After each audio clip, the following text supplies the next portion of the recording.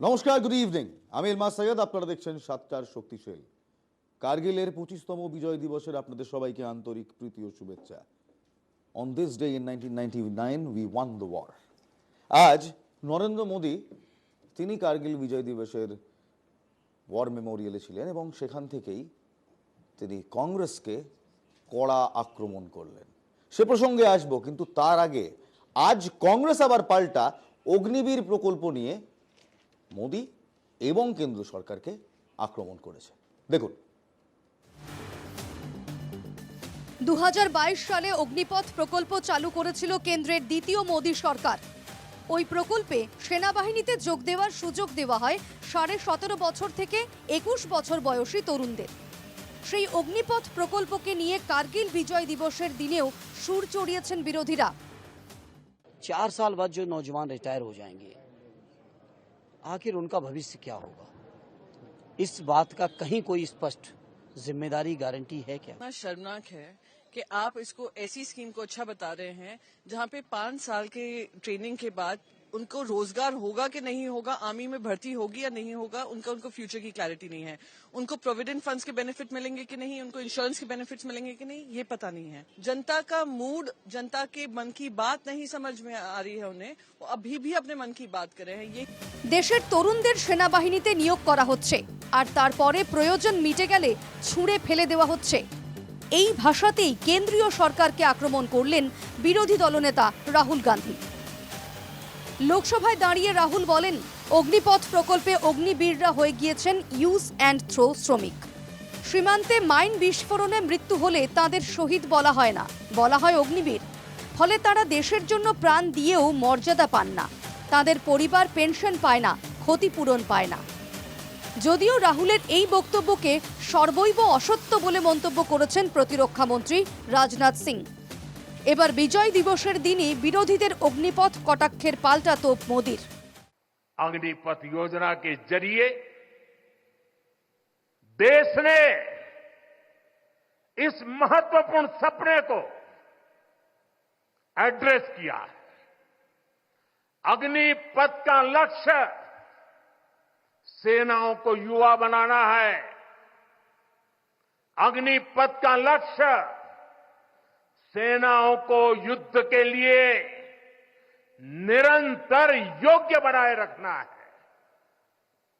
दुर्भाग्य से राष्ट्रीय सुरक्षा से जुड़े इतने संवेदनशील विषय को कुछ लोगों ने राजनीति का विषय बना दिया है। অগ্নিপথ নিয়ে লাগাতার সুর চড়িয়েছে কংগ্রেস। বিজয় দিবসের দিনেও মোদীকে পাল্টা তোপ কাংগ্রেসের রণদীপ সিং সুরজেওয়ালার। प्रधानमंत्री जी एक बार फिर देश को गुमराह भी कर रहे हैं और देश के युवाओं को अंधकार में धकेलने का एक कुत्सित प्रयास कर रहे हैं। इन सब जवानों को अगर हम पक्की नौकरी से हटाकर और अब उनकी जगह ठेके पर फौज लगाएंगे तो उससे फौज जवान कैसे होगी? प्रधानमंत्री जी, आपसे सादर निवेदन है, कृपया करके देश की फौज, देश के नौजवानों का बेवकूफ बनाना बंद करिए। কংগ্রেসের শীর্ষ নেতৃত্বও সরব সরকারকে বিত্তে। মল্লিকার্জুন খার্গের টুইটে কেন্দ্রের বিরুদ্ধে বিস্ফোরক অভিযোগ।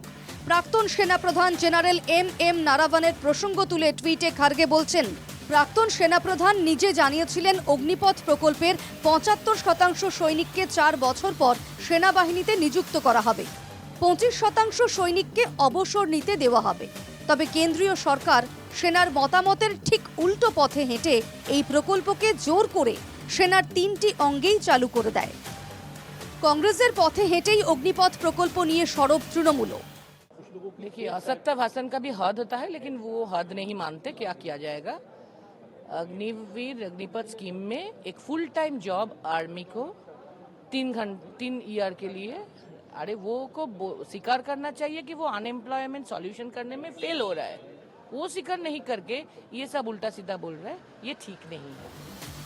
অগ্নিপথ নিয়ে চড়া সুর বিরোধীদের। বিজেপির দাবি, বিরোধীরা রাজনীতি করছে, তাদের সকল দাবি মিথ্যে। তবে এই ইস্যুতে যে কেন্দ্র বেশ চাপে রয়েছে তা এক প্রকার স্পষ্ট।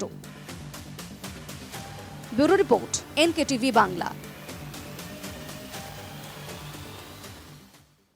নরেন্দ্র মোদী অগ্নিপথ প্রকল্পের গুণগান গাইছেন, বিরোধীরা অগ্নিপথ প্রকল্পকে তুলোধনা করছে। মল্লিকার্জুন খাড়গে বলছে সেই সময় যিনি তৎকালীন সেনাপ্রধান ছিলেন জেনারেল এম এম নারাবনে, তার বয়ান অনুযায়ী সেনাবাহিনীর যে তাদের পক্ষ থেকে যে বিধি দেওয়া হয়েছিল তার ঠিক উল্টো পথে হেঁটে কেন্দ্র সরকার এই অগ্নিপথ প্রকল্পকে চালু করে দিয়েছিলেন। রাজনৈতিক নেতারা কি বলছেন, বিশ্লেষকরা কি বলছেন? উজ্জ্বলবাবু, কি মনে হয়, নরেন্দ্র মোদী ঠিক কথা বলছেন, বিরোধীরা ঠিক কথা বলছেন, নাকি জেনারেল নারাবনে ঠিক কথা বলছেন? আমি কোনো ব্যক্তিগত কথার ভিত্তিতে না বলে ওভারঅল যেটা বলছি সেটা হচ্ছে আজকে নরেন্দ্র মোদীর যুগে নয়, কংগ্রেস যুগ থেকেই একটা কন্ট্রোভার্সি ছিল, আমরা আর্মামেন্টসে ফোকাস করব ডিফেন্স বাজেটের নামে, না ডিফেন্স পিপলের ওয়েলফেয়ারে ফোকাস করব। তখনও আর আজও focus is largely on the armaments. এখন অগ্নিবীর যে স্কোপটা এনেছে, অগ্নিবীরদের জন্য যে অগ্নিপথ স্কোপটা এসছে, মানে পলিসি এসছে, এখানে অনেক সময় বলা হয়েছে যে ইসরায়েলে মিলিটারি ট্রেনিং করা হয়, বাট দ্যাটস কম্পালসারি। ওটা তো হ্যাঁ, ওটাই আমার বক্তব্য, যে 18 বছরের পরে একটা পিরিয়ডের জন্য সমস্ত ফিট বডি ইসরায়েলিদের একটা মিনিমাম 3 বছরের জন্য ওদেরকে 3 বছরের জন্য ট্রেনিং করা হয়, এবং ট্রেনিং থেকে ফিরে এসে তারা হায়ার এডুকেশনে করে, এবং যাদেরকে রেখে দেওয়া হয়, অ্যাবজর্ব করা হয়, তারা আর্মিতে থেকে যায়। সেটা একটা পুরো দেশের স্বাস্থ্য ট্রেনিং, সেটা ডেভেলপ করা যায়। কিন্তু রিক্রুটমেন্টের নামে 4 বছর নিয়ে আপনি ভেবে দেখুন, আমি একজন অধ্যাপক বিশ্ববিদ্যালয়ের, 4 বছরের জন্য অ্যাপয়েন্টেড হওয়ার পর আমার চাকরি চলে গেল এবং আমার পেনশনও নেই। তো এর কী ধরনের পলিসি হতে পারে? আমি দেখেছি আমাদের বন্ধু বান্ধবের মধ্যে, এমনকি আমার কিছু প্রাক্তন স্টুডেন্টসদের ফ্যামিলিদের যারা আর্মি মেন, তাদের সাথে কথা বলে দেখেছি, তারা ভোট বিজেপিকে দেয়, সাপোর্ট বিজেপিকে করে, কিন্তু অগ্নিবর পলিসির ক্ষেত্রে তাদের বক্তব্য হচ্ছে this will demoralise the army in the long run. এবং সেই জিনিসটাকে মুখপাত্র জ্যোতি চট্টোপাধ্যায়, জ্যোতি, হরিয়ানা সামনে নির্বাচন রয়েছে, হরিয়ানাতে অগ্নিপথ প্রকল্প নিয়ে সমস্যা রয়েছে, ক্ষোভ রয়েছে, ওখানকার মানুষের মধ্যে ক্ষোভ রয়েছে। তার মধ্যে তোমরা এই অগ্নিপথ প্রকল্পকে, তোমাদের বিরুদ্ধে অভিযোগ তোমরা তড়িঘড়ি চালু করে দিয়েছো, তোমাদের বিরুদ্ধে অভিযোগ তোমরা সেনার বিপরীতে গিয়ে ইমপ্লিমেন্ট করেছো এই অগ্নিপথ প্রকল্প। কি বলবে? না দেখুন, অগ্নিপথ প্রকল্প একটা মানে একটা পাথ ব্রেকিং প্রকল্প, এবং অগ্নিপথ প্রকল্পের মাধ্যমে আপনি দেখতে পেয়েছেন প্রচুর মানে ইউথ তারা কিন্তু ইন্ডাক্ট হচ্ছে, যাদের মানে সেনাবাহিনীতে কাজ করার একটা ইচ্ছা ছিল, মানে দেশকে সার্ভ করার ইচ্ছা ছিল, তারা কিন্তু ইন্ডাক্ট হয়েছে এবং দেশের সেবা তারা করছে। এবং তারা তার মানে ইতিমধ্যে আপনারা দেখতে পেয়েছেন যারা আপনার মানে যদি আমি একটু তোমায় আটকাবো, আমি আসবো, একটু সংশোধন করবো যে দেশের সেনাবাহিনীতে কাজ করার জন্য আদম্য ইচ্ছা আমাদের দেশের তরুণ প্রজন্মর চিরকালই ছিল, অগ্নিপথের আগেও ছিল, এবং তার জন্য বিভিন্ন রকম র্যালি হয়। যারা নন কমিশন অফিসার হিসেবে নিযুক্ত হন তাদের জন্য র্যালি হয়, যারা কমিশনড অফিসার হিসেবে নিযুক্ত হন তাদের জন্য পরীক্ষা আছে। তারা ক্লাস 12-এর পর এনডিএ পরীক্ষার মারফত যেতে পারেন, তারা গ্র্যাজুয়েশনের পর সিডিএস কম্বাইন্ড ডিফেন্স সার্ভিস এক্সামের মধ্যে দিয়ে যেতে পারেন। যারা এনসিসি করছেন, যেটা আবার সেই ব্রিটিশ কাল থেকে চলে আসছে, এনসিসি ন্যাশনাল ক্যাডেট কোর, তারা কিছু ছাড়ও পান, তারা ডাইরেক্ট এসএসবি ইন্টারভিউতে অ্যাপিয়ার করতে পারেন, তাদের জন্য পরীক্ষায় ছাড় থাকে। তাই নতুন করে অগ্নিপথের জন্যই মানুষ আসছে এমনটা কিন্তু নয়।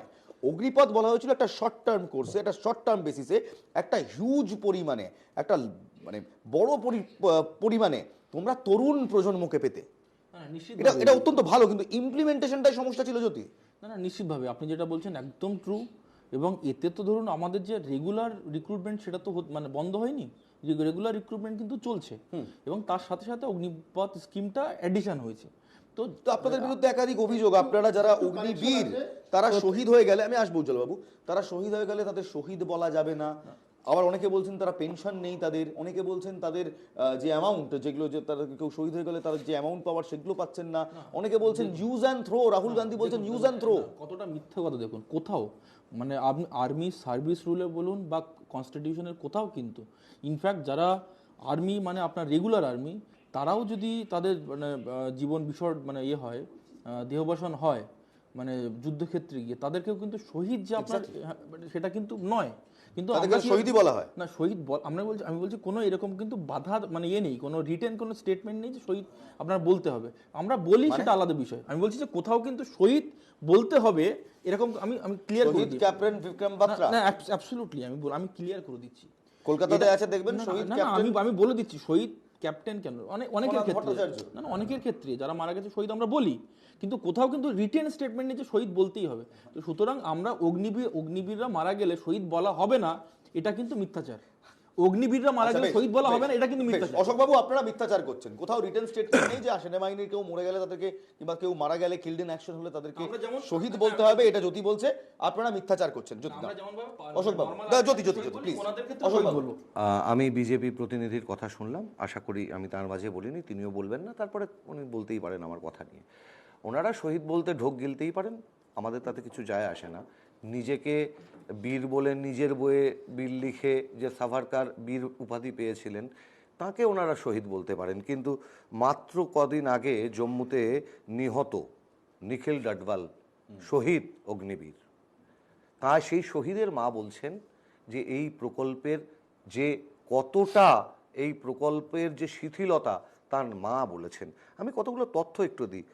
তার এক মাস আগে, মাত্র এক মাস আগে শ্রীকান্ত চৌধুরী অগ্নিবীর আত্মহত্যা করেছেন। 2023 সালে মানে গত বছর অক্টোবরে অমৃতপাল সিং ডিউটি চলাকালীন আত্মহত্যা করেছেন। 2023 সালে ট্রেনিং চলাকালীন অগ্নিবীর অপর্ণা নায়ার আত্মহত্যা করেছেন। দিনের শেষে প্রত্যেকটা আত্মহত্যায় কিন্তু ইলমাজ একটা হত্যার দিকে আমাদের অঙ্গুলি নির্দেশ করে। এখন প্রশ্নটা হচ্ছে, এরা বলবে দেশপ্রেমের কথা, আমরা অনেকবার বলেছি। 47 দিন এই সরকার ক্ষমতায় এসছে, মাত্র 47 দিন। আমি আগেরগুলো ছেড়ে দিলাম, সব বড় বড় কথা বলছে নরেন্দ্র মোদী তার দলের লোকেরা। 47 দিনে 10টি সন্ত্রাসবাদী হামলা, 15 জন জওয়ান নিহত, 18 জন জওয়ান ঘায়েল, 10 জন সাধারণ মানুষ নিহত, 50 জনের ওপর সাধারণ মানুষ ঘায়েল হয়েছেন। এটা হচ্ছে 47 দিনের রেকর্ড কার্ড। ভারতীয় সেনাবাহিনীটাকে নিয়ে ছেলে খেলা করতে চাইছে। আসলে এদের এজেন্ডাটা আমরা আগেও ধরেছি, আবার বলছি, এই করে ঠিক যেভাবে নাৎসি বাহিনীতে ঢোকানো হয়েছিল তাদের নিজেদের লোকজন, আমরা এই আশঙ্কা করছি যে, কারণ এরা তো সেই আরএসএস, ইন্ডিয়ান আর্মি তো নাৎসি বাহিনী নয়। না নয় তো তাহলে আপনি আরএসএস নাৎসি বাহিনী কথা বলছেন। ভাই আমি তো কারোর মাঝে বলিনি, তুমি যাইছো তোমার কন্ডেম আমার বয়ে গেছে। এটা তো আমারও জানা দরকার। এক মিনিট, এটা তো আমারও জানা দরকার যে আপনি ভারতীয় সেনাবাহিনীর সঙ্গে বলতে দেবেন তো, নাৎসি বাহিনীকে বলতে দেবেন তো, তোমার কন্ডেম আমার বয়ে গেছে। দেশকে নিয়ে আরে ভাই তোমার থেকে দেশ জ্যোতি দাও। এই আই এম হ্যান্ডলিং ইট। সারা শো কিন্তু এরকম চলবে আমার কথা মাঝে আপনি না ধমকি দেবেন না তো ভাই। আপনি আরে কোন সেনাবাহিনীর অপমান নয় ভাই, এর স্পেসিফিক বলুন। Please don't talk sideways. যে আরএসএস ভারতীয় সেনাবাহিনীর সঙ্গে নাৎসি বাহিনীকে কোথায় কম না কোথায়, আমি বলতে চাইছি হিটলারের যে পলিসি ছিল জার্মানি সেনাবাহিনীতে নাৎসি বাহিনীর লোক ঢোকানোর, ঠিক তেমনি ভাবে আরএসএস এর লোকজন এরা ভরিয়ে দিতে চাইছে। আরে ভাই বলতে দেবে তো, না তুমি তোমাকে বাজিয়ে পড়ে যাবো আমি। না সেনাবাহিনী কি, আরে আমার কথাটা ওই জন্য শেষ গায়ে করতে লাগে দেবে তো। আরে সেনাবাহিনী নিয়ে বলছি না ভাই, বলছি আরএসএস নিয়ে, তাই জন্য গায়ে লাগছে। সেনাবাহিনীকে নিয়ে তাই গায়ে লাগছে। না উনি সেনাবাহিনীকে নিয়ে বলছেন। যাবো ভাই, তোমার থেকে শিখবো দেশপ্রেম। 2001 সাল পর্যন্ত যে আরএসএস তেরঙ্গা পতাকাটাকে তোলেনি ভারতবর্ষে, তাদের নাগপুরে কার্য দপ্তরে তেরঙ্গা পতাকা তোলেনি 2001 পর্যন্ত। যে আরএসএস সংবিধানটাকেই পুড়িয়ে দিয়েছিল, যে এই সংবিধান ভারতবর্ষের আবহমান ঐতিহ্য নেইটাই বলে, সেই আরএসএস এরই তো প্রতিভূ নরেন্দ্র মোদী, বিজেপি। বেশ প্রদীপ্ত মুখোপাধ্যায়, অগ্নিবীর কিংবা অগ্নিপথ এই প্রকল্প তোমার কি মনে হয়? তৃণমূল কংগ্রেস এখন বিরোধিতা করছে। আজকে দোলা সেন দেখলাম তিনি দিল্লিতে গিয়ে বলেছেন যে না, একেবারেই একটি ভুল প্রকল্প, ভুলভাবে এটাকে চালু করা হয়েছে। সেই সময় তোমরা কি করেছিলে যখন অগ্নিপথ শুরু হয়েছিল? সেই সময় নিশ্চয়ই তুমি সেই সময় সাংবাদিকতায় ছিলে, তুমি জানো যে কি করেছি বা কি করিনি, বিধানসভাতেও কি করেছি বা করিনি। তোমরা একাধিকবার প্রশ্ন করেছো। দেখো বিধানসভাতেও কি করেছি সেটাও তুমি জানো। আমাদের বক্তব্য যে 2022 সালের সেপ্টেম্বর মাসে যখন এই অগ্নিবীরটা কার্যকর হলো, তার আগে যখন পার্লামেন্টের একটা জায়গায় পাশ হলো, একটা আলোচনা হয়েছে, একটা আলোচনা যে দেখানোর চেষ্টা করুক যে কেউ। সব প্রসিডিংস তো এখন থাকে অনলাইনে, যে কেউ দেখে নিক। যে কিছুদিন আগে প্রধানমন্ত্রী বলছেন যে প্রধানমন্ত্রীর মুখ বন্ধ করে দেওয়া হচ্ছে, গণতন্ত্রের মুখ বন্ধ করে দেওয়া হচ্ছে, কথা বলতে দেওয়া হচ্ছে না। 22 সালে তো কেউ করেনি, 22 সালে তো কেউ আটকায়নি যখন অগ্নিবীরটা করছিল। তাহলে আলোচনাটা কেন হলো না? যখন আলোচনা হলো না, মানলাম প্রত্যেকটা ট্রেড ইউনিয়ন এবং তার সঙ্গে থেকে শুরু করে যে কোনো প্রাক্তন সেনাবাহিনীর যে ইউনিয়ন, রাজ্য বিভিন্ন দলগুলো, প্রত্যেকটা ক্ষেত্রে বিরোধিতা করা হয়েছে, বলা হয়েছে আলোচনায় আসুন। ভারতের প্রায় 65% জনগণের রিপ্রেজেন্টেটিভরা তারা বলেছেন যে ভাই এটা আলোচনার মাধ্যমে পার্লামেন্টে আনা হোক, এটাকে বর্তমানে রদ করা হোক। এই ফ্যাসিবাদ দাদা কেন বলছে আমি জানি না, তবে আমার মনে হচ্ছে ফ্যাসিবাদটা এই কারণেই যে এরা এতগুলো আবেদন, 65% মানুষের রিপ্রেজেন্টেশন যেখানে আছে বিরোধী শক্তির ক্ষেত্রে, সেখানে এরা কথাটা শুনলো না, না শুনে এরা অগ্নিবীর আনলো। আচ্ছা বলো তো, এরা তো কন্ট্রাকচুয়ালিজমকে নিয়ে আসছে, গিগ ইকোনমিতে বিশ্বাস করে, সেই গিগ ইকোনমির কন্ট্রাকচুয়ালিজমে নিয়ে আসছে। এরা ওয়ান পেনশনের পলিসি চালু করেছিল, এটা তো এমন একটা জায়গা চলে আসছে, এমন একটা কন্ট্রাকচুয়ালিজমের নীতি চলে আসছে যে পরিষ্কারভাবে দেখা যাচ্ছে যে তুমি শেষ পর্যন্ত চৌকিদার নিয়োগ করতে চাইছো। বেশ বেশ বেশ বেশ অম্বর ঘোষ আন্তর্জাতিক সম্পর্ক বিশেষজ্ঞ আমাদের সঙ্গে রয়েছেন। অম্বর, সেনাবাহিনীকে নিয়ে রাজনীতি কিংবা সেনাবাহিনীর যে কোনো একটি প্রকল্পকে নিয়ে, যেটা বৃহৎ প্রকল্প, ইন্ডাকশন প্রকল্প, সেই ইন্ডাকশন প্রকল্পকে নিয়ে দেশের অন্তরে এই রকম রাজনীতি, যেখানে সরকার এক কথা বলছে, বিরোধীরা বারবার অ্যাটাক করছে, চীন এই মুহূর্তে চোখ রাঙাচ্ছে। আন্তর্জাতিক সম্পর্ক যদি আমরা দেখি, যদি আমরা ইন্ডিয়া চায়না রিলেশনস দেখি কিংবা ম্যারিশাল রিলেশনস দেখি, ম্যারিশাল আপস অ্যান্ড ডাউনস দেখি, কেমন প্রভাব পড়ছে?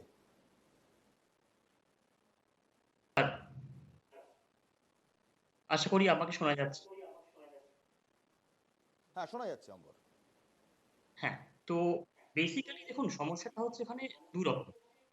একটা যদি আমরা ডোমেস্টিক পলিটিক্স বা আমাদের দেশের ইন্টারনাল রাজনীতির কথা বলি, তো সেখানে সবার আগে যেটা প্রয়োজন আমার মনে হয় সেটা হচ্ছে যে একটা এরকম একটা সেন্সিটিভ বিষয়, যেটা আপনি নিজেও বললেন, যেটা জাতীয় সুরক্ষার সঙ্গে জড়িত, সেখানে একটা political consensus, across party political কনসেনসাসের প্রয়োজন আছে, যেখানে সেন্টার এবং বিরোধী পার্টিদের আমার মনে হয় যে একটা কোনো অল পার্টি মিটিং বলুন বা কোনো নীতি, আমাদের কাছে অনেকগুলো ফেডারেল প্ল্যাটফর্মস আছে, যেমন নীতি আয়োগ আছে, ন্যাশনাল ডেভেলপমেন্ট কাউন্সিল আছে, এই প্ল্যাটফর্মগুলোকে ইউজ করে একটা অল পার্টি মিটিং বা একটা অল পার্টি ডেলিবারেটিভ মেকানিজম তৈরি করা উচিত, যেখানে অপোজিশনে যে অভিযোগগুলো তুলছে সেইগুলোকেও নিয়ে আলোচনা করা উচিত, এবং সরকারও যে পক্ষটা আছে কেন্দ্রীয় সরকারের, সেটাও সামনে আসা উচিত।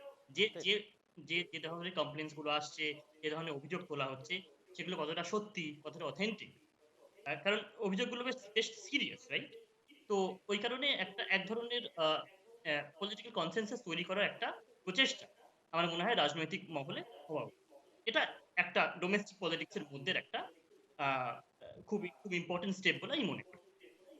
এবং যেটা আপনি বললেন যে আমি আবার ফিরবো তোমার কাছে, তবে তার আগে আজকে যখন কার্গিলের দ্রাস সেক্টরে ওয়ার মেমোরিয়ালে আজ পৌঁছলেন নরেন্দ্র মোদী, তখন তিনি যেমন বীর যোদ্ধাদের প্রতি তার সম্মান জ্ঞাপনা করলেন, তেমনই কিন্তু তিনি আজ কড়া হুঁশিয়ারি দিলেন একসঙ্গে এক বাক্যে কংগ্রেস এবং পাকিস্তানকে। তিনি কংগ্রেস সরকারের বিরুদ্ধে কার্গিল নিয়ে রাজনীতি করার অভিযোগ তুললেন এবং পাকিস্তানকে কড়াভাবে আক্রমণ করলেন। দেখুন।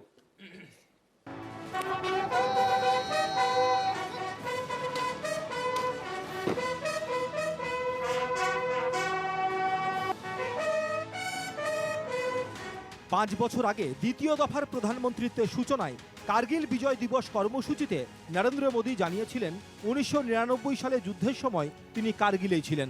শুক্রবার প্রধানমন্ত্রীত্বের তৃতীয় মেয়াদে 25তম কার্গিল বিজয় দিবসে মোদী সরাসরি কার্গিল যুদ্ধের শহীদ ও বীর সেনানীদের অবমাননার অভিযোগ তুললেন পূর্বতন ইউপিএ সরকারের বিরুদ্ধে। कुछ लोग सेना के इस रिफॉर्म पर भी अपने व्यक्तिगत स्वार्थ में झूठ की राजनीति कर रहे हैं।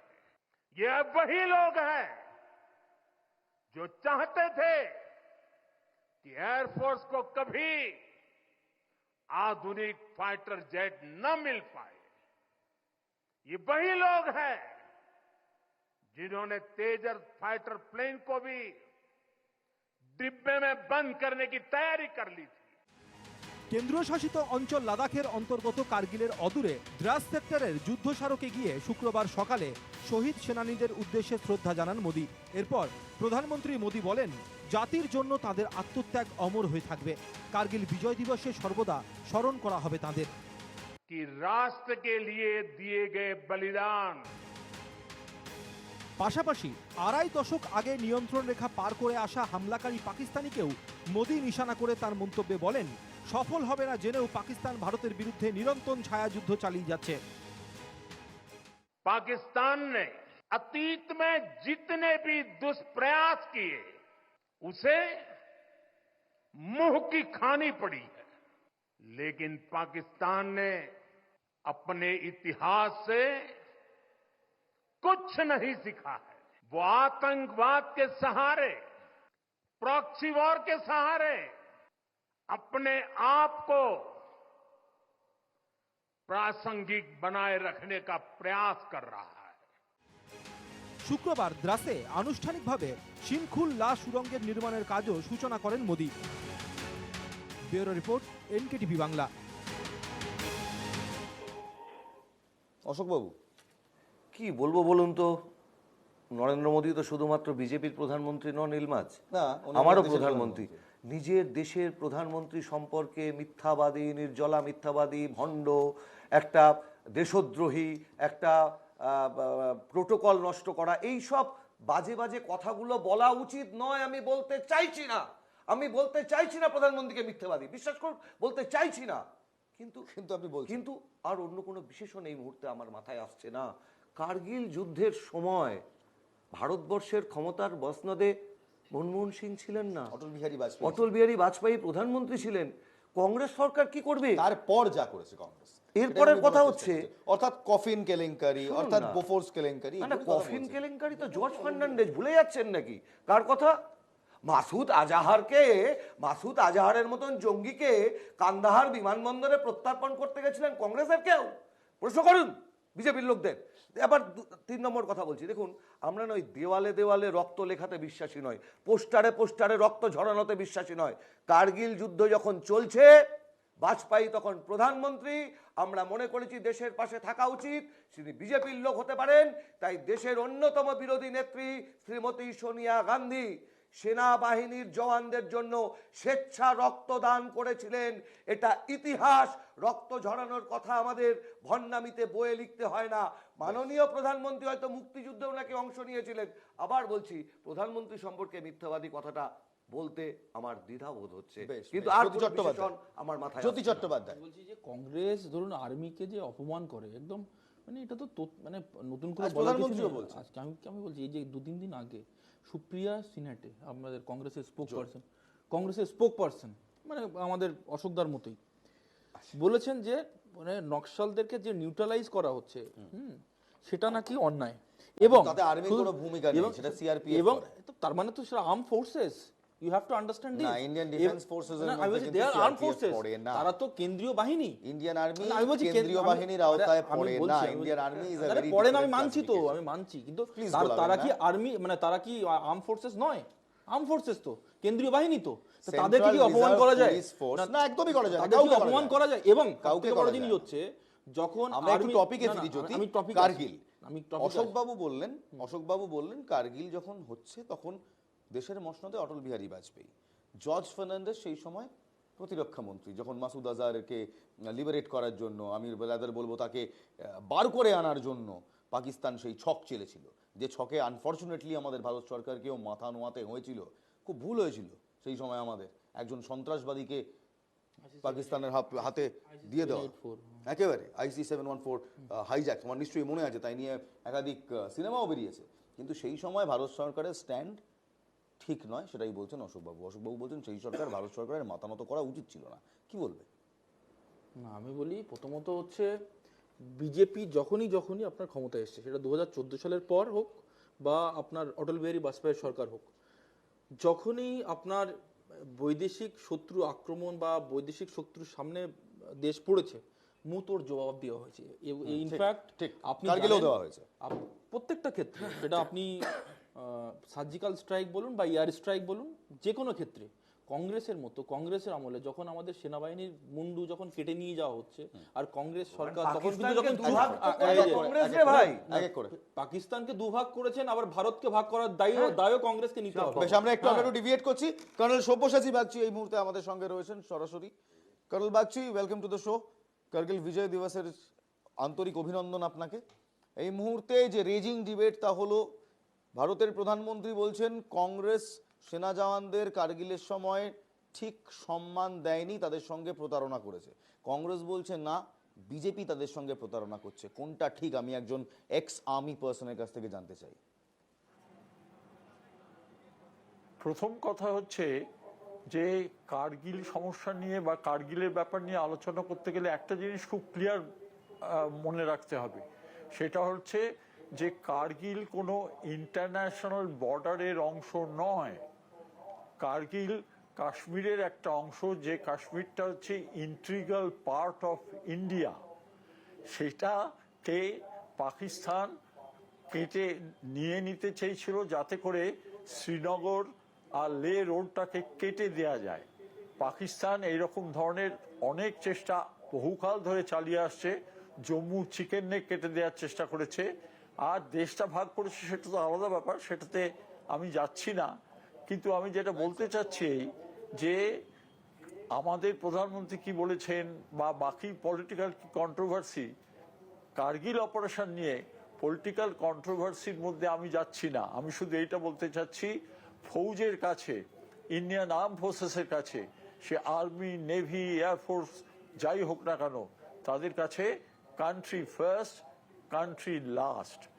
আর কার্গিল একদম কর্নেল সব্যসাচী বাগচি যা বললেন সেটাই কিন্তু ভারতীয় সেনাবাহিনীর মূল মন্ত্র, নেশন ফার্স্ট, নাম নমক নিশান।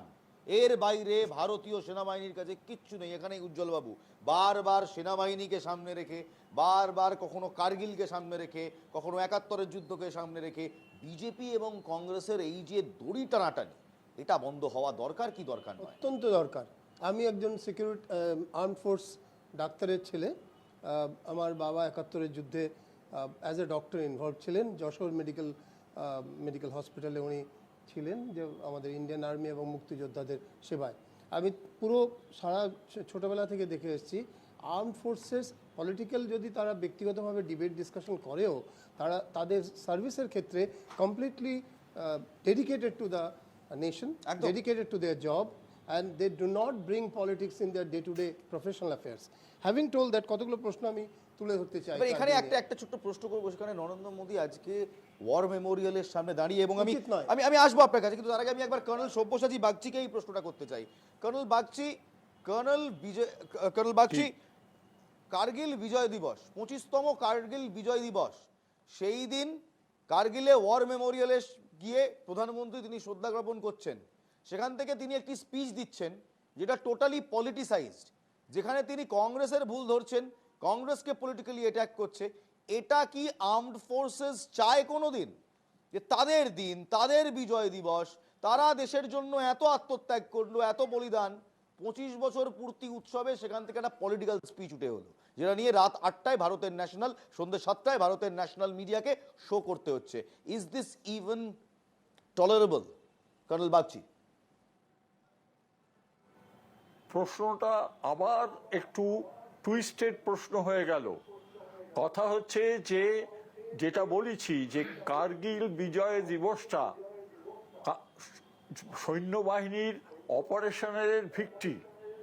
এর আগে পাকিস্তানের সঙ্গে আমরা যে কটা লড়াই করেছি, কনভেনশনাল লড়াই করেছি, পাকিস্তান কার্গিলে এসে আর কয়েকজনকে পাঠিয়ে, হানাদার টাইপ লোকেদের পাঠিয়ে, সন্ত্রাসবাদীদের লোকেদের পাঠিয়ে, আর্মির ইউনিফর্ম পরে সেই লোকেদের পাঠিয়ে কার্গিলে যে চক্রান্তটা করেছিল, ভারতবর্ষের উত্তর দিকে যে লাদাখ ইত্যাদি কেটে বার করে নিতে, সেই চক্রান্তটা পলিটিক্যাল।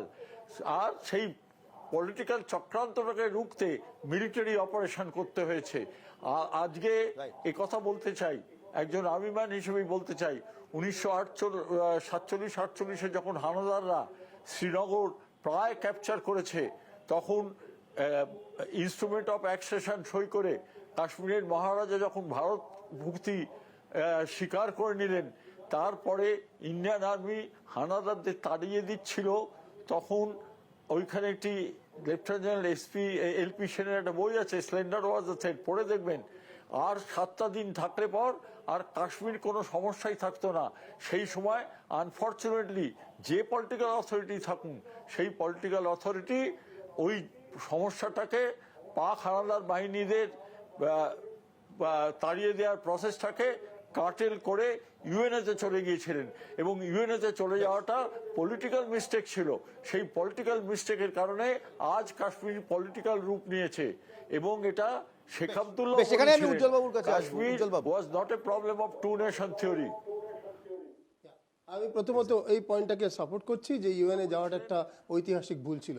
কার্গিলের ক্ষেত্রে এসে সেই সময় কিন্তু কংগ্রেস ছিল অবভিয়াসলি, তো নেহরু গেছিলেন, কিন্তু ফিরে এসে আমি আজকের কার্গিলের ক্ষেত্রে এসে, কার্গিল ভারতের, যেটা উনি ঠিক বলেছেন, কার্গিল এবং দ্রাস এটা কাশ্মীরের অংশ, এবং পাকিস্তানি আর্মি বিরাটভাবে কার্গিল এবং দ্রাসের পিকে চড়ে গেছিল।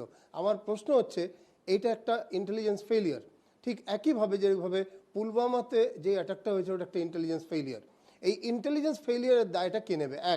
এবং আমরা জিতেছি বটে কার্গিলে, পাকিস্তানি সৈন্যকে সরাতে সফল হয়েছি, কিন্তু অ্যাট হোয়াট কস্ট? আপনি যদি সংখ্যায় যান, পাকিস্তানি সোলজার্সের চেয়ে বেশি আমাদের সোলজার অনেক গুণ বেশি মারা গেছে, অনেক রক্ত ঝরিয়ে আমরা কার্গিলে বিজয় হাসিল করেছি। এইটা আমরা পলিটিক্যাল অথরিটি বা পলিটিক্যাল লিডারশিপ সবসময় জয়ের শ্রেয়টা নেয়, কিন্তু যেই মৃত্যু এবং যেই ধ্বংস হয়েছে তার দায়িত্ব কে নেবে? ঠিক একইভাবে পুলওয়ামাতে এই যে আজ অব্দি কিন্তু ইন্টেলিজেন্স ফেলিয়ারের কোনো অ্যান্সার নেই। পুলওয়ামাতে ওরকম ধরনের অ্যাটাক হলো কি করে?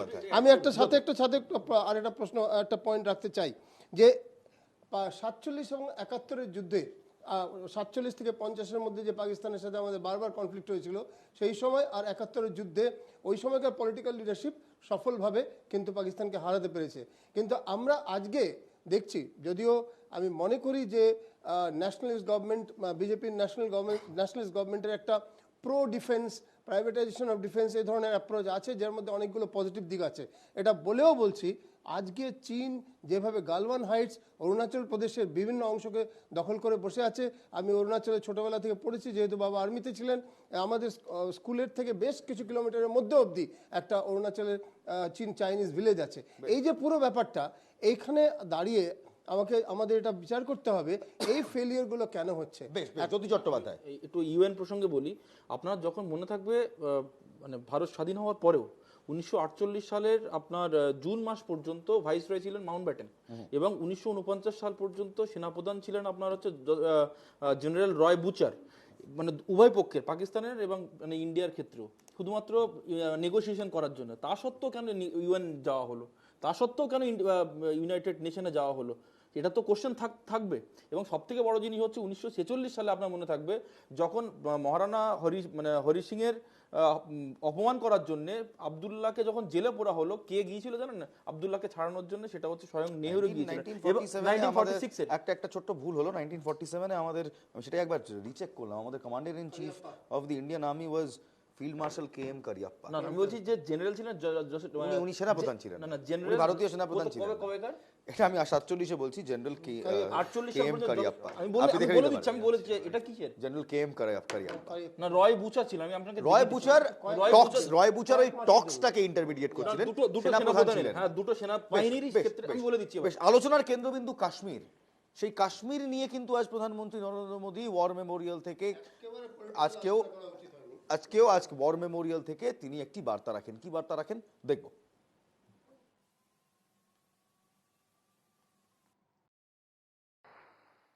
कुछ ही दिन बाद इस 5 अगस्त को आर्टिकल 370 का अंत हुए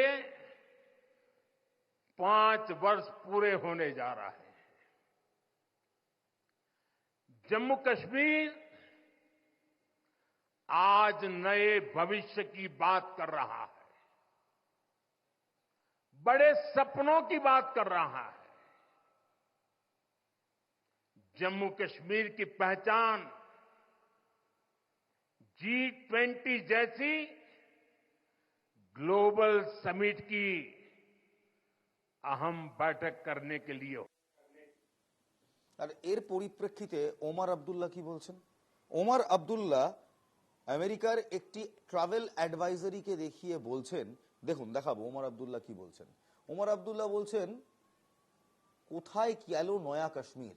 কাশ্মীর নিয়ে এত কথা হলো, পর্যটন চাঙ্গা করার প্রতিশ্রুতি ছিল। ঘটা করে G20 সম্মেলন করার পরেও মোদী সরকার কিছুই বদলাতে পারেননি। তিনি কেন বলছেন? কারণ গতকাল মার্কিন যুক্তরাষ্ট্র একটি ট্রাভেল অ্যাডভাইজারি দিয়েছে মার্কিন নাগরিকদের। সেই ট্রাভেল অ্যাডভাইজারিতে কি বলা রয়েছে দেখুন। বলছেন, সন্ত্রাস ও নাগরিক অস্থিরতার কারণে জম্মু ও কাশ্মীরের কেন্দ্রশাসিত অঞ্চলে অর্থাৎ পূর্ব লাদাখ এবং লেহ ব্যতীত যে অঞ্চল, সেখানে ভ্রমণ করবেন না কোনো মার্কিন নাগরিক। সশস্ত্র সংঘাতের সম্ভাবনার কারণে ভারত পাকিস্তান সীমান্তর 10 কিলোমিটারের মধ্যে থাকা অঞ্চলে যাবেন না। এই অ্যাডভাইজারি মার্কিন নাগরিকদের দেওয়া হয়েছে আমেরিকার পক্ষ থেকে। জ্যোতি চট্টোপাধ্যায়, আমি একটু না, আপনি ওই সময় একটু ভুল হয়েছিল আমাদের। সেটা হচ্ছে উনি কমান্ডার ইন চিফ ছিলেন ইন্ডিয়ান আর্মির 15 জানুয়ারি 1949 পর্যন্ত। You can check it out. বেশ, ঠিক আছে। ইউএস যে ট্রাভেল অ্যাডভাইজারি দিচ্ছেন, সেই ট্রাভেল অ্যাডভাইজারি এবং তার পরিপ্রেক্ষিতে ওমর আব্দুল্লাহর এই বক্তব্য, এবং আজ কোথাও নরেন্দ্র মোদীর আর্টিকেল 370-এর প্রধানে বলা, আমি আরেকবার আপনাকে শোনাবো, নিশ্চয়ই শোনাবো। জ্যোতির জন্য আরেকবার প্রধানমন্ত্রী নরেন্দ্র মোদী কি বলেছে শোনাবো। कुछ ही दिन बाद इस 5 अगस्त को आर्टिकल 370 का अंत हुए 5 वर्ष पूरे होने जा रहा है। जम्मू कश्मीर आज नए भविष्य की बात कर रहा है, बड़े सपनों की बात कर रहा है। जम्मू कश्मीर की पहचान G20 जैसी ग्लोबल समिट की আপনাদের নয়া কাশ্মীর নীতি তাকে টোটালি ধূলিসাৎ করে দিচ্ছেন ওমর আব্দুল্লাহ। মার্কিন নাগরিকদের এই সতর্কীকরণ যা মার্কিন যুক্তরাষ্ট্রকে দেওয়া হয়েছে তার সেটাকে দেখিয়ে কি বলবেন? দেখুন, আমি কিছু তথ্য দিচ্ছি আপনাকে। G20 যে বৈঠক শ্রীনগরে হয়েছে, আপনার মনে থাকবে 3 দশক পরে মহরমের যাত্রা যেটা প্রসেশন হয়, সেটা কিন্তু সংগঠিত হয়েছে আপনার কাশ্মীরে। আপনার সিভিলিয়ান ক্যাজুয়ালিটি 2019 সালের পরে 70% কমেছে। 2010 সালে পাথরবাজির সংখ্যা ছিল, আমি সব রিপোর্ট দিয়ে দিচ্ছি, পিআইবি রিপোর্ট, 2654, এখন হচ্ছে 0। Stone pelting. Security personal injured আপনার 2010 সালের আমি ডেটা দিচ্ছি, সেটা হচ্ছে 350, আর 2023 সালে ছিল 2। সিজফায়ার ভায়োলেশন যেটা সংখ্যা ছিল 270, আজকে হচ্ছে 2। আগে জিএসডিপি ছিল, মানে গ্রস স্টেট ডোমেস্টিক প্রোডাক্ট ছিল 1 লাখ টোটাল 1 লাখ কোটি টাকা, এখন হচ্ছে 2,27,000 কোটি টাকা। রিক্রুটমেন্ট ড্রাইভ হয়েছে 29,000। আমি বলছি ইনভেস্টমেন্ট প্রপোজাল এবং সত্যিকার অর্থে ইনভেস্টমেন্ট এসছে 66,000 কোটি টাকা। আপনার হেমায়েত স্কিমের মাধ্যমে জব দেওয়া হচ্ছে। কাশ্মীরের পথে আপনারা জার্নি শুরু করে দিয়েছেন। এরকম একটা দিন ছিল। তৃণমূল কংগ্রেস, তৃণমূল কংগ্রেস কি বলবেন? যদি তো দেখিয়ে দিল পরিসংখ্যান দিয়ে কিভাবে ভারত এগোচ্ছে নতুন কাশ্মীরের পথে। আমি জাস্ট এই মাসেরই প্রথম দিকে কাশ্মীর ঘুরে এলাম, শ্রীনগর ঘুরে এলাম, শুরু হলো। আমি দেখেছি ওখানে কিরকম পরিবর্তন হয়েছে। পরিবর্তন ডাল লেকে লোকজনকে ঘোরানো হয়েছে, আমাদেরকে কিভাবে আটকে রাখা হয়েছে, আমাদেরকে কখন বেরোতে দেওয়া হবে, কখন আটকে রাখা হবে, সব দেখেছি। কোথায় আটকে রেখেছে? না, আমাদের সাধারণের সঙ্গে মিশতেও দেওয়া হবে না, এমন একটা পরিস্থিতি তৈরি করা হচ্ছে নিজের চাক্ষুষ। অর্থাৎ কোথাও গেলে সবসময় একটা ভয়ের বাতাবরণ, যে সাবধানে যাও, সাবধানে চলো, এই সময়ের পর বেরিও না। এই যে বাতাবরণটা আমি নিজের চোখে দেখে এসেছি। স্বাভাবিক তো, তাহলে কি পরিবর্তন হলো?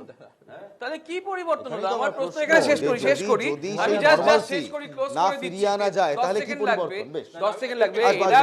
এরা যদি বারবারই বলছে, যদি আমি তার থেকে অনেক আমি বলছি, মহারাষ্ট্রের লাটুরটা কি ভুলে গেছো? 19 সালের পরে ওই একটা পুলওয়ামা দেখিয়ে ওরা কি করলো, ক্যা মে উন শহীদোं के नाम आपका एक वोट मांग सकता हूं। এরা যে কথাটা কিছুক্ষণ আগে কর্নেল বাগচি বললেন, যে যারা জওয়ান হন তাদের কোনো দল হয় না, তারা মূলত দেশকে সেবা করেন। সে যখন 60-এর দশকে জওয়ানদের কথাও এখানে গুরুত্বপূর্ণ, কারণ এটা জওয়ানকে সামনে রেখে 42 জন শহীদকে সামনে রেখে ভোট চায়। বিজেপি এই ধরনের নোংরা একটা রাজনৈতিক দল। বেশ খুব ছোট করে আমি আসবো, খুব ছোট করে অশোকদা, আমি খুব ছোট করে উজ্জ্বলদা প্লিজ। অশোকদা, আমি মানে এইসব এত কিছু তথ্য শুনছিলাম ভাই, আমি তো আবার বলছি, গত 47 দিন গত 47 দিনে 10টি সন্ত্রাসবাদী হামলা, তার সংখ্যাগরিষ্ঠতা জম্মু কাশ্মীরে। 1 নম্বর কথা। 2 নম্বর কথা, এখানে জেনারেল বাগচিও রয়েছেন বিজেপির প্রতিনিধি, আমি সকলের কাছে বলতে চাইছি 300 কেজি RDX পুলওয়ামায় কোথা থেকে আসলো এত দিনে আমরা জানতে পারলাম না। 2 নম্বর কথা, কংগ্রেসের কেউ নন, কংগ্রেসের নেতা নন, সত্যপাল মালিক বিজেপির নেতা, জম্মু কাশ্মীরের প্রাক্তন রাজ্যপাল সরাসরি বলেছেন মোদি ষড়যন্ত্র করেছে, সরাসরি বলেছেন। হি রিপিটেডলি আস্কড। বেশ বেশ, কার্গিলের 25তম বিজয় দিবসের দিন আমরা একটা NKTV এক্সক্লুসিভ স্টোরি আপনাদের দেখাতে চাই। যে খবর দেখে, যে খবর শুনে আমাদের কাঁটা দিয়েছে, আমাদের বাংলার এক নাগরিক, তার অবস্থা দেখে সত্যি আমাদের চোখে জল এসছে। একটি বিজ্ঞাপন সোশ্যাল মিডিয়ায় ঘুরছিল, সেই বিজ্ঞাপনে বলা হয়েছে রাশিয়ায় চাকরি আছে, রাশিয়ায় নিরাপত্তারক্ষীর চাকরি আছে, মাসিক বেতন প্রায় 2 লক্ষ টাকা। সেই বিজ্ঞাপন দেখে ভারতের বহু নাগরিক তারা পাড়ি দিয়েছিলেন রাশিয়ায়। তবে রাশিয়ায় গিয়ে তারা আর নিরাপত্তারক্ষীর চাকরি করতে পারেননি, তাদেরকে ঠেলে দেওয়া হয় রুশ সেনাবাহিনীতে এবং সেখান থেকে সোজা পাঠিয়ে দেওয়া হয় ইউক্রেনে। ইউক্রেন থেকে বাংলার উর্গেন তামাং লুকিয়ে ভিডিও মেসেজ পাঠিয়েছে, কাতর আরজি, আমি প্রতারণা করে আমায় ইউক্রেনের যুদ্ধে পাঠানো হয়েছে এবং তিনি বলছেন ভারত সরকার আমায় ফিরিয়ে আনুক। কোইন্সিডেন্টালি উর্গেন তামান এক্স ইন্ডিয়ান আর্মির জওয়ান, 2018 সালে অবসর নেন। দেখুন, রাশিয়ার নিরাপত্তা রক্ষীর চাকরি রয়েছে, মাসিক বেতন ভারতীয় মুদ্রায় প্রায় 2 লক্ষ টাকা। কালিম্পংয়ে বসবাসকারী উর্গেন তামাংকে এই প্রতিশ্রুতি দেওয়া হয়েছিল। রাশিয়ায় পৌঁছতেই তাকে রুশ সেনায় নাম লিখিয়ে পাঠিয়ে দেওয়া হয় ইউক্রেনের যুদ্ধে রাশিয়ার হয়ে লড়তে। সেখান থেকে লুকিয়ে ভিডিও মেসেজে নিজের কথা জানান উর্গেন। एक जंगल में ले जाकर के ट्रेनिंग कैंप है, वहाँ ले जाकर के छोड़ा। वहाँ पर 10-12 दिन गन चलाने सिखाया और ये बोल रहे कि हमें फ्रंट लाइन में लड़ने के लिए, यूक्रेन के साथ लड़ने के लिए जाना है। বারবার উর্গেনের আর্জি তাকে ফিরিয়ে নিয়ে আসুক ভারত সরকার। তবে সেই আর্জি কি কারো কানে গিয়েছে? কালিম্পং পুরসভার চেয়ারম্যান জানাচ্ছেন একাধিকবার আর্জি জানানো হয়েছে উর্গেনকে দেশে ফেরানোর। मैं एकदम से माननीय हमारा प्रधानमंत्री जी को एकदम से गुजारिश करता हूँ, रिक्वेस्ट करता हूँ कि हमारा जो भाई उर्गेन तामांग जी जो एक्स आर्मी है, वो जो एक रक्षक है हमारा देश का, वो बहुत ही बड़ी मुश्किल में फंसा हुआ है। স্বামীকে দেশে ফেরাতে কাতর আর্জি উর্গেনের পরিবারেরও। मेरा हस्बैंड एक्स आर्मी भी है। प्रधानमंत्री जी को विनती करना चाहती हूँ, मेरे पति को वहाँ से जल्द अपने घर वापस ले आइए। 21 দিন আগে শেষ ভিডিও বার্তা পাঠান উর্গেন। তিনি জানান তার ইউনিটের বাকি সবাই নিহত, তিনি বেঁচে আছেন।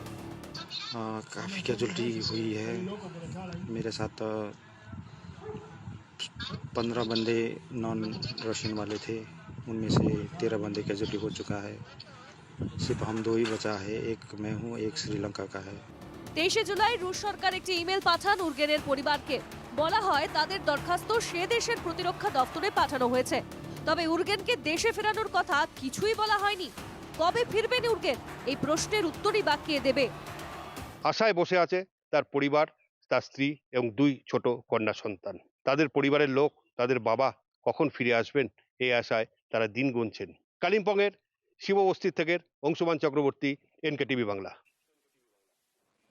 অম্বর ঘোষ রয়েছেন আমাদের সঙ্গে, আন্তর্জাতিক সম্পর্ক বিশেষজ্ঞ।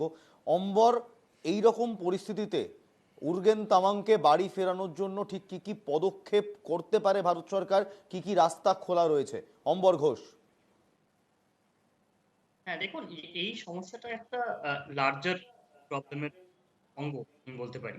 যে প্রচুর ইন্ডিয়ানস যারা বাইরে আউটবাউন্ড মাইগ্রেন্ট হিসেবে কাজ করতে যায় বা কাজের সন্ধানে যায়, তাদের এই ধরনের শুধুমাত্র এই যুদ্ধকালীন সিচুয়েশন আটকে থাকা নয়, তাদের যে জায়গায় তারা কাজ করতে যায় ওখানে হ্যারাসমেন্ট, স্যালারি না দেওয়া, কন্ট্রাক্টের ব্রিচ, তাদের থাকার প্রচন্ড শোচনীয় অবস্থা, বিভিন্ন রকমের প্রবলেমের তারা সম্মুখীন হয়।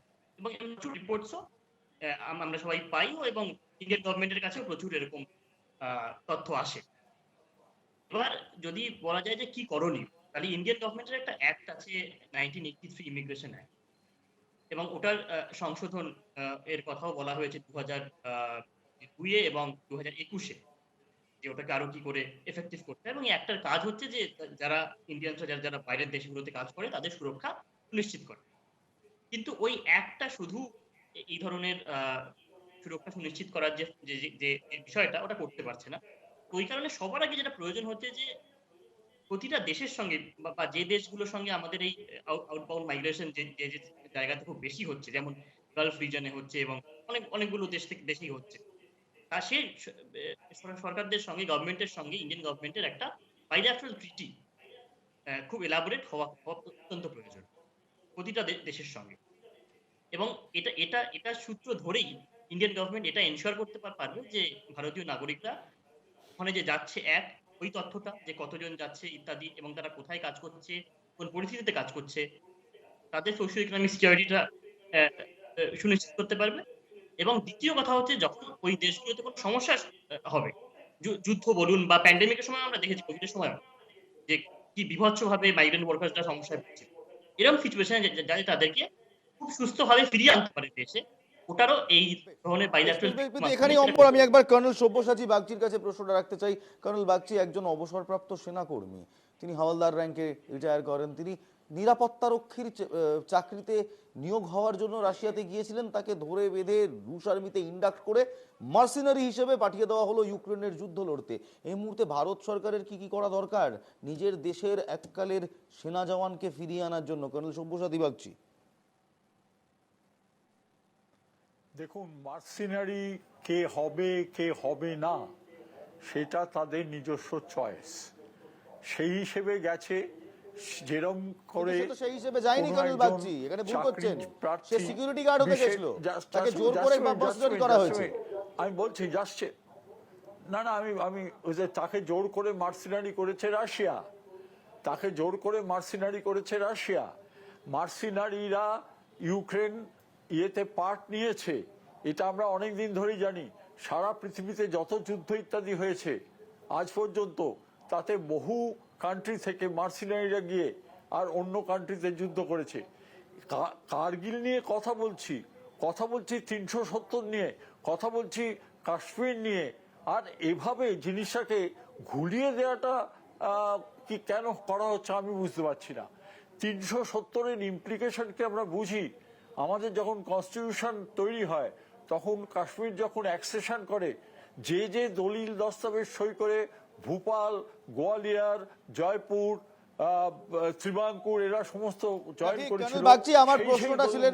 আমার প্রশ্ন ছিল কর্নেল বাগচি, উর্গেন তামাংকে কিভাবে ফেরত নিয়ে আসবো? কর্নেল বাগচি, ওই তো বলছি আমরা কিভাবে, আপনি অবসরপ্রাপ্ত একজন সেনাকর্তা, ওই তো বলছি ওই তো বলছি আজকে বাংলাদেশ থেকে যেভাবে আমরা আমাদের স্টুডেন্টদের ফেরত এনেছি, ভারত সরকারের দায়িত্ব দাঁড়ায় আর সেইভাবে ফেরত আনাবার, সেইভাবে আনা হবে। বেশ, এখানে প্রদীপ্তর কাছে আসবো। প্রদীপ্ত বাংলার একজন বাসিন্দা, কালিম্পং এর একজন বাসিন্দা, প্রতারিত, কোথায় তিনি এখন যুদ্ধক্ষেত্রে পড়ে আছেন। গত 21 দিন ধরে আমরা জানিও না তিনি কোন রকম ভিডিও মেসেজ করতে পারেননি, তিনি বেঁচে আছেন কিনা আমরা জানি না। কি করা উচিত? নরেন্দ্র মোদী এবং ভ্লাদিমির পুতিনের বৈঠক, এটা বহুবার খবরের কাগজে বেরিয়েছে, পররাষ্ট্র মন্ত্রকে গিয়েছে, তারপরেও ওরা মানে ওই সহচরী হাতে হাত ধরি করে আমি 23শে জুলাইয়ের রাশিয়ান গভর্নমেন্টের উত্তর বলছি, তারা উর্গেন তামানের ফ্যামিলিকে সেই চিঠি পাঠিয়েছে, তাতে বলেছে আমরা আমাদের দেশের অর্থাৎ রুশ ডিফেন্স মিনিস্ট্রিকে ফরওয়ার্ড করেছি। সেটাই বলছি, কবে ফিরবে কি ফিরবে কেউ জানি না। আমাদের দেশের একজন বিখ্যাত আইএএস অফিসার আছেন, যিনি আমাদের পররাষ্ট্র মন্ত্রক দেখছেন, এস জয়শঙ্কর, দারুণ বলেন। একমাত্র চীনের ক্ষেত্রে গিয়ে টুক করে চুপসে যান, বাকি সব ক্ষেত্রে ফুলন্ত বেলুন, চীনের ক্ষেত্রে গিয়ে চুপসে যান, তখন আবার দোলনি রাঙা মাথায় চিরুনি হয় আর কি, একসঙ্গে দোলনায় দোলেন। অরুণাচল প্রদেশ নিয়ে কথা বলেন না। মুশকিল হচ্ছে ভারতের থেকে সব থেকে বেশি মাইগ্রেন্ট বিদেশে গেছে পুরো বিশ্বব্যাপী। দেখলে দেখা যাবে যে একমাত্র ভারত থেকে সব থেকে বেশি মাইগ্রেন্ট গেছে। সেই ইমিগ্রেশন ল 1989-এর যে ইমিগ্রেশন ল বা 80s এর যে লটা আছে, তরফ থেকে চাপ দেবেন উর্গেনকে ফিরিয়ে আনার জন্য, অলরেডি চাপ দেওয়ার জন্য কথা হয়েছে। কালিম্পং প্রশাসন থেকে জানানো গেছে, লোকাল বিধায়ক যিনি নিউট্রাল আছেন তিনি জানিয়েছেন, আমাদের সরকারের মাধ্যমে যোগাযোগ হয়েছে, ওখানে সমস্ত স্বরাষ্ট্র সচিবের তরফ থেকেও গেছে এখানে। বেশ খুব সংক্ষেপে অশোকদা।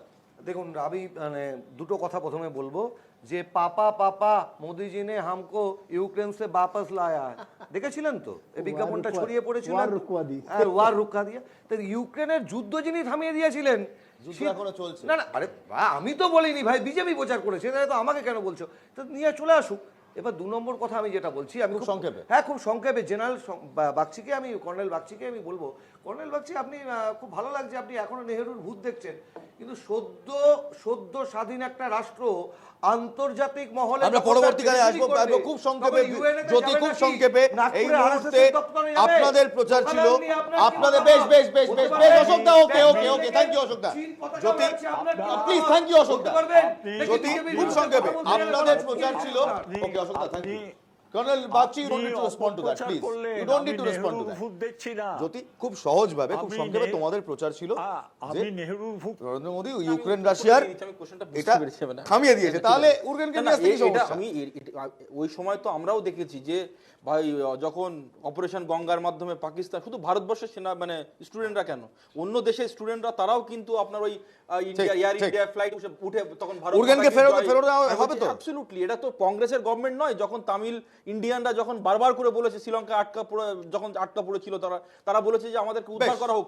বেশ কংগ্রেস গভর্নমেন্ট, আমরা রাজনীতি চাই না, আমরা এই প্রসঙ্গে রাজনীতি চাই না, আমরা চাই উরগেন ফিরে আসুক, আমরা চাই বাংলার ছেলে উরগেন তামাং, ভারতের ছেলে উরগেন তামাং তিনি ফিরে আসুক, আমরা সেটাই চাই। আজ দিনভর এনকেটিভি বাংলায় উরগেন তামাংয়ের খবর সম্প্রচার করেছে, এবং শুধু তাই নয়, আমরা উরগেন তামাংয়ের পাশে আছি। যতদিন না উরগেন তামাং ফিরে আসছেন, এনকেটিভি বাংলায় উরগেন তামাংয়ের পাশে আছে, তার পরিবারের পাশে আছে। দেখুন, करने के लिए जाना है, प्लीज़ मेरे भारत सरकार से अनुरोध है कि प्लीज़। শুনলেন তো কিভাবে এজেন্টদের প্রতারণায় রাশিয়া গিয়ে আটকে গিয়েছেন কালিম্পংয়ের উরগেন তামাং। নিরাপত্তা রক্ষীর কাজের বদলে তাকে পাঠিয়ে দেওয়া হয়েছে রণক্ষেত্রে। লুকিয়ে পাঠানো ভিডিওয় হাড় হিম করা তথ্য জানিয়েছেন উরগেন। काफ़ी कैजुअलिटी हुई है, मेरे साथ 15 बंदे नॉन रशियन वाले थे, उनमें से 13 बंदे कैजुअलिटी हो चुका है, सिर्फ हम 2 ही बचा है, एक मैं हूँ, एक श्रीलंका का है। উরগেনের খবর সামনে আসতেই পরিবারের পাশে দাঁড়িয়েছে এনকেটিভি বাংলা। যোগাযোগ করা হয়েছে বিভিন্ন মহলে। 23 तारीख को एक मेल आया हुआ है जिसमें बोला गया है कि जो हम लोग ने रेस किया, जो इश्यू रेस किया हुआ है, क्योंकि उरगेन तामंग जी का जो पिताजी है उसका भी अब डायलिसिस चल रहा है और क्रिटिकल स्टेज में है, तो उसको हायर इंस्टीट्यूट में ले जाने के लिए बोल रहा है, तो घर का मेन आदमी और रशिया में फंसा हुआ है, तो कौन लेके जाएगा? ये बहुत ही चिंताजनक बात हुआ है। জানুয়ারি মাস থেকে রাশিয়ায় আটকে রয়েছেন উরগেন তামাং। উদ্বেগে দিন কাটাচ্ছে তার পরিবার। আমার সাথে এই মুহূর্তে রয়েছেন উরগেন তামাংয়ের স্ত্রী অম্বিকা তামাং। তার কাছ থেকে জানবো যে সে কিভাবে সে রাশিয়া পৌঁছালো এবং কি করতেই বা গেল। কব গিয়া থা রাশিয়া में? और जनवरी 18 को 2024 को गया था। क्यों क्यों क्यों रसिया जाने की क्यों जरूरत पड़ा उनका? वो काम के लिए गया था। फिर वहां पर जाके फिर वो जब वो तो बाहर से तो सेक्रेटरी गार्ड काम के लिए बोल के गया था। উরগেন তামাংকে ফেরাতে উদ্যোগ নিয়েছেন দার্জিলিংয়ের বিজেপির সাংসদ। এক্স পোস্টে প্রধানমন্ত্রী ও বিদেশমন্ত্রীর কাছে উরগেনকে ফেরানোর আবেদন করেছেন রাজু বিস্তা। অম্বিকা তামাংই নয়, তার পরিবার এবং পাড়া প্রতিবেশী প্রত্যেকেই যাচ্ছে যাতে তাড়াতাড়ি ফিরে আসে। কেন্দ্রীয় সরকার অবিলম্বে যদি সঠিক পদক্ষেপ নেয়, সঠিক পদক্ষেপ নিলেই কিন্তু তাড়াতাড়ি উরগেন তামাং ফিরে আসবে, এটাই কিন্তু তাদের মনে বিশ্বাস। কালিম্পং থেকে অংশুমান চক্রবর্তী, এনকেটিভি বাংলা।